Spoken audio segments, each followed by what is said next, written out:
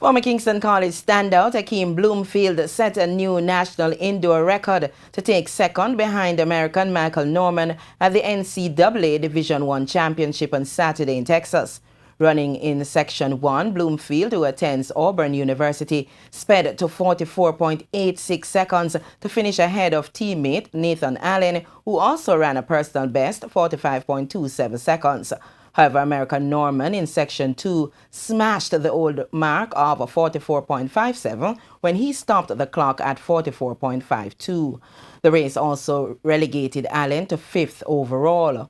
Other results for Jamaicans on the day saw sprint hurdler Janique Brown finishing 8th in the women's 60-meter hurdles.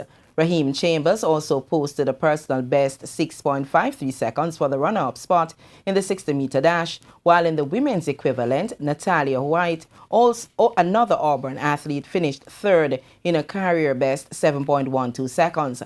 World Championship representative Jasmine Frey, running for Texas A&M, produced 2 minutes 03.88 seconds for 5th in the 800 meters.